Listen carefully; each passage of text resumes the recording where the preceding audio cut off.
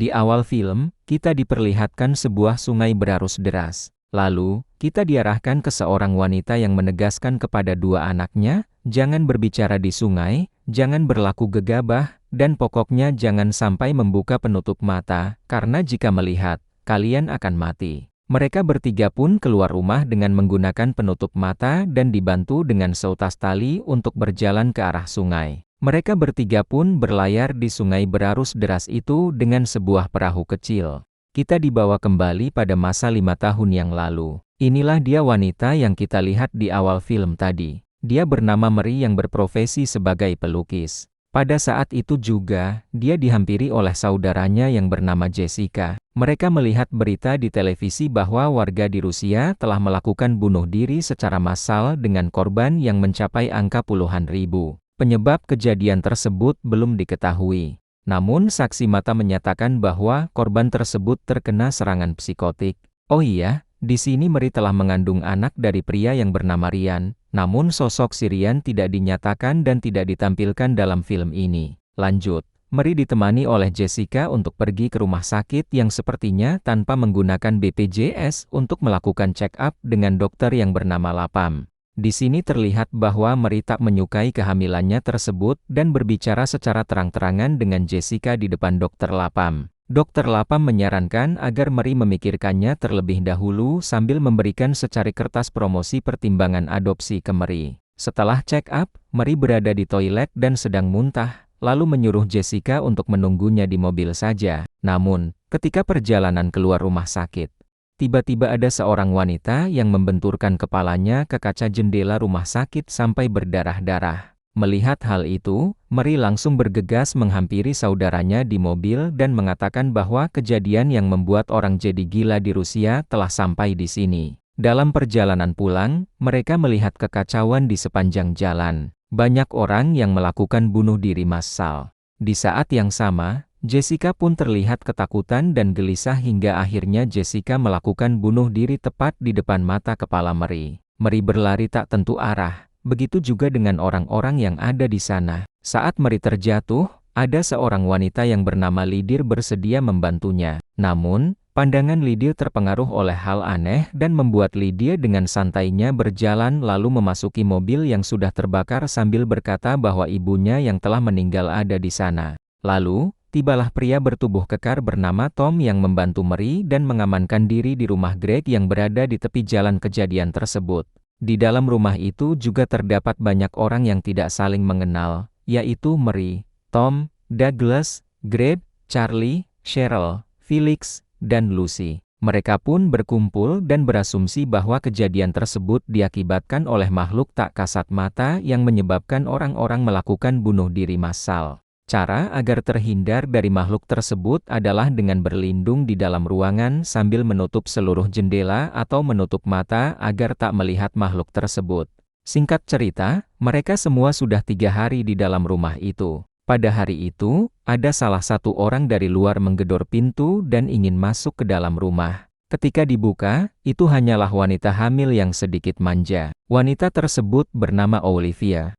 Karena bertambahnya satu orang lagi di dalam kelompok mereka, mereka pun harus bersiap-siap kelaparan di dalam rumah itu. Namun, Greg, si pemilik rumah, ingin mencoba melihat sesuatu di luar sana melalui kamera CCTV agar bisa mencari celah untuk keluar dari rumah itu. Menurut Greg, makhluk itu tidak akan bisa menghipnotis melalui perangkat digital. Lanjut, Greg pun duduk sambil memantau CCTV-nya dengan keadaan tangan yang diikat ke lengan kursi. Greg diikat agar nantinya jika Greg terpengaruh. Setelah Greg ditinggal beberapa menit, suara kegaduhan pun mulai terdengar di ruangan Greg yang membuat mereka semua menghampirinya. Alhasil, Greg pun bunuh diri. Lalu, kita diperlihatkan ke 5 tahun berikutnya, di mana kejadian yang terjadi tadi adalah suatu flashback si Mallory. Mallory bersama 2 bocah di perahu ini sudah berlayar selama 14 jam. Di sini, ia digoda oleh pria yang tidak menggunakan penutup mata. Pria tersebut menyuruh Mallory untuk melihat alam sekitar. Namun Mallory melawannya hingga pria tersebut, "Ya, mati." Di sini, kalian pasti bertanya-tanya, kenapa pria itu tidak menggunakan penutup mata dan kenapa Mallory membunuh pria tersebut. Sabar, nanti juga akan tahu. Lanjut. Pada suatu hari, stok makanan mulai menipis, lalu mereka semua sepakat untuk mengambil beberapa makanan di sebuah swalayan terdekat. Kebetulan, Charlie adalah kasir di swalayan tersebut. Mereka pergi hanya berlima menggunakan mobil yang kacanya dicat berwarna hitam agar mereka tidak bisa melihat keluar sana. Nah, bagaimana cara bawa mobilnya? Tom mengemudikan mobil itu hanya mengandalkan GPS dan insting dari sensor jarak yang terinstal di mobil itu. Namun, di pertengahan jalan, sedikit ada gangguan, namun mereka akhirnya pun selamat. Sesampainya di swalayan, mereka semua bebas memilih apa saja yang mereka inginkan, selain mengambil berbagai macam kebutuhan sehari-hari. Di sana, Mallory juga mengambil burung lovebird untuk ia pelihara, bersama sangkarnya. Tak lama kemudian, ada seseorang yang memanggil dari balik pintu belakang swalayan. Bodohnya, mereka malah penasaran dan membukakan pintu untuk orang itu. Dia adalah teman Charlie yang, mohon maaf, mengidap penyakit ODGJ, orang dengan gangguan jiwa. Pada saat itu juga, 3 ekor burung Mallory merasa stres, yang menandakan bahwa sesuatu yang buruk akan terjadi. Mereka pun ingin menutup pintu itu kembali, namun pria itu sangat kuat. Tiba-tiba, setelah Charlie melompat, darah pun terlihat dari bawah pintu. Mereka pun pulang tanpa adanya Charlie. Di hari yang sama, pada malam hari, pasangan kekasih yang bernama Felix dan Lucy membawa makanan ke garasi, lalu mencuri makanan tersebut beserta mobil yang tadi mereka gunakan. Kita dibawa ke masa sekarang. Mallory telah 24 jam mendayung perahunya. Perahu mereka menabrak bangkai truk yang membuat bocah laki-laki ini terjatuh ke sungai. Untungnya, masih bisa diselamatkan. Namun, semua makanan dan pakaian yang mereka bawa telah jatuh dan hanyut di bawah arus sungai. Perahu itu pun dibawa ke tepian sungai. Lalu, Mallory mengikatkan tali ke sebuah tanaman, lalu ia berhenti. Mereka berjalan mengitari wilayah tersebut sampai akhirnya menemukan sebuah rumah kosong. Ketika sedang mengemasi barang, tali tadi bergerak sendiri. Mallory pun bersiap dan segera menyusul kedua anaknya tersebut. Saat di perjalanan, Mallory merasa namanya dipanggil-panggil oleh sesuatu yang tidak jelas wujudnya. Karena suara tembakan tersebut, bocah perempuan ini berinisiatif untuk mencari tahu dan membantu Mallory. Namun, untungnya si bocah ini mengikatkan tali di perahu tersebut agar tubuhnya terlebih dahulu. Saat Mallory menyadari kelakuan bocah ini, Mallory pun segera menarik talinya hingga si bocah ini terseret ke arah Mallory. Setelah itu, mereka melanjutkan mendayung perahunya. Oke, kita dibawa kembali ke kejadian 5 tahun yang lalu, di mana di hari itu ada seorang pria yang ingin masuk ke dalam rumah dengan rasa ketakutan.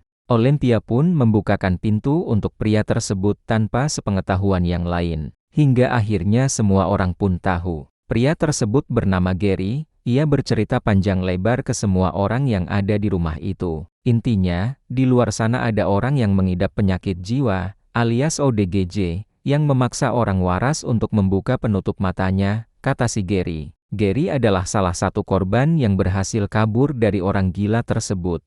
Ia terus mencari rumah satu sampai rumah lainnya yang berpenghuni untuk berlindung, hingga ia pun sampai di rumah ini. Douglas yang mendengar hal itu tak mau percaya dan menodongkan senapannya ke arah pria tersebut dengan maksud mengusirnya. Tiba-tiba, Douglas pun pingsan lalu dikurung di garasi. Suatu hari ketika Mary pecah ketuban dan ingin melahirkan, tiba-tiba Olympia juga merasakan hal yang sama.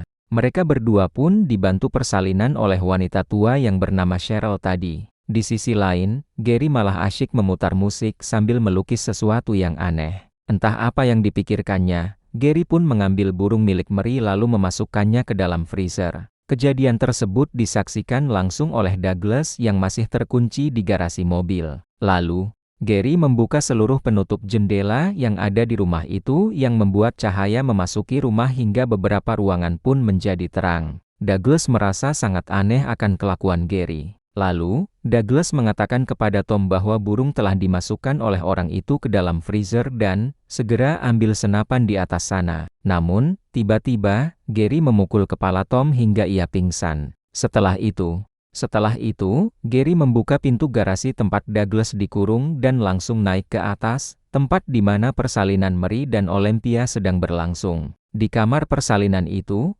Gary membuka seluruh jendela yang membuat Olympia bunuh diri. Lalu, disusul oleh Cheryl yang dipaksa untuk membuka matanya hingga Douglas pun telah tiba di lantai atas sambil membawa senapan untuk membunuh Gary, namun dengan mata yang tertutup akibat jendela yang telah dibuka lebar oleh si Gary.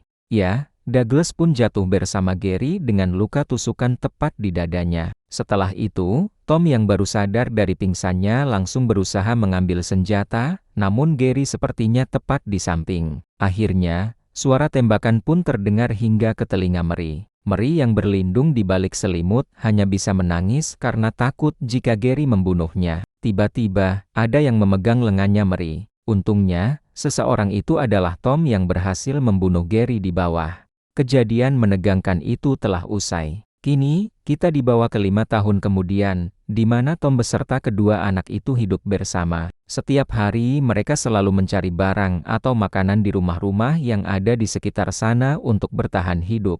Singkat cerita, di suatu pagi, mereka mendapatkan suatu panggilan dari seseorang yang bernama Rick. Rick menyebutkan bahwa di tempat mereka ada suatu kehidupan yang makmur, sejahtera, layak huni, bebas banjir, dan tanpa harus menggunakan penutup mata. Tempat tersebut berada di hilir sungai yang katanya ditandai dengan banyaknya suara kicauan burung. Namun, untuk menuju ke sana harus melewati sungai yang mustahil dilalui jika membawa anak-anak.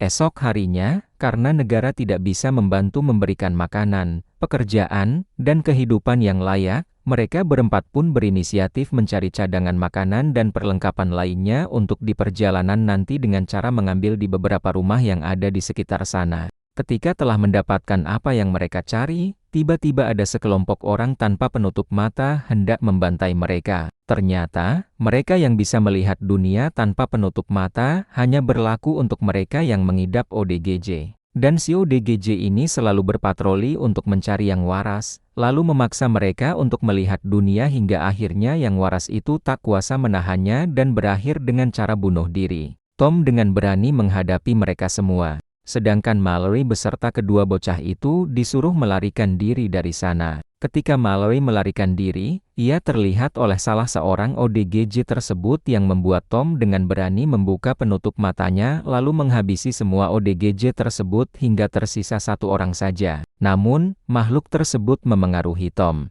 Tom mencoba untuk tetap fokus hingga akhirnya. Ya, seperti itulah.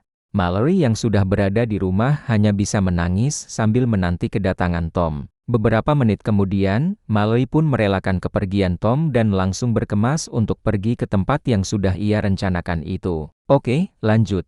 Ya, disinilah awal mula berlayarnya Mallory. 6 jam, 12 jam, hingga 24 jam ia lalui dengan mendayung perahu tersebut menggunakan insting demi mencari tempat impian tersebut.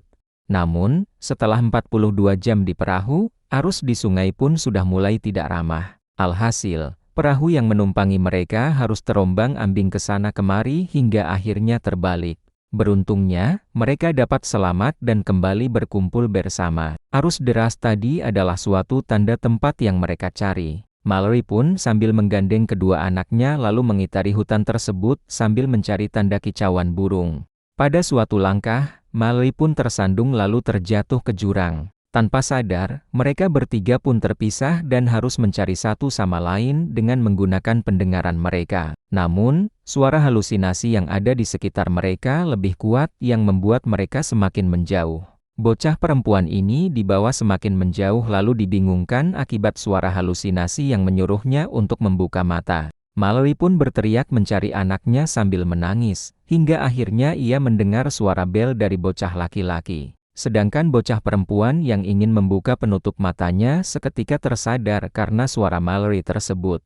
Lalu, ia pun menghampiri Mallory. Mereka bertiga pun dipertemukan kembali. Setelah itu, mereka bertiga terus dihantui oleh suara halusinasi yang membuat mereka tidak bisa mendengar suara kicauan burung dengan jelas. Dan juga, suara auman disertai dedaunan yang seakan bergerak sendiri akibat makhluk besar tak kasat mata seakan-akan menghampirinya. Mallory pun berlari sambil memaksa dirinya untuk fokus mengikuti suara kicauan burung tersebut. Pada akhirnya, Mallory pun menemukan sebuah bangunan tua. Di sana, Mallory mengetuk pintu lalu memohon untuk segera membukakan pintu untuknya karena makhluk itu semakin mendekat. Setelah masuk, mata mereka pun langsung dicek oleh orang-orang di sana. dan setelah aman, mereka pun diajak untuk masuk ke dalam. Di sini, Mallory bertemu dengan Rick. Rick menyuruh Mallory untuk membuka mata, dan ternyata tempat itu adalah sebuah sekolah tunanetra. Begitu juga dengan Rick. 90% anggota komunitasnya rata-rata adalah tunanetra. Mereka bertiga pun melepaskan burungnya di tempat tersebut. Setelah itu, Mallory pun bertemu dengan Dokter Lapam. Dokter Lapam bertanya, "Anakmu kok ada dua? Siapa saja namanya?" Setelah sang anak memberitahukan namanya kepada Dokter Lapam, Mallory pun memberikan nama baru untuk kedua anaknya. Nama Olympia untuk si gadis, dan Tom untuk si anak laki-laki. Olympia diambil dari nama ibu kandung anak perempuan ini. Dan nama Tom diambil dari pria yang telah menyelamatkan Mallory dan anak-anak ini beberapa kali. Kita tutup saja film ini dengan memperlihatkan bahwa Mallory telah berada di tempat yang aman walaupun tidak berada di kawasan yang bebas. Walaupun tidak berada di lingkungan bebas yang semestinya, setidaknya dia berada di sana bersama orang-orang yang sayang kepada mereka. Oke lah, sampai sini saja.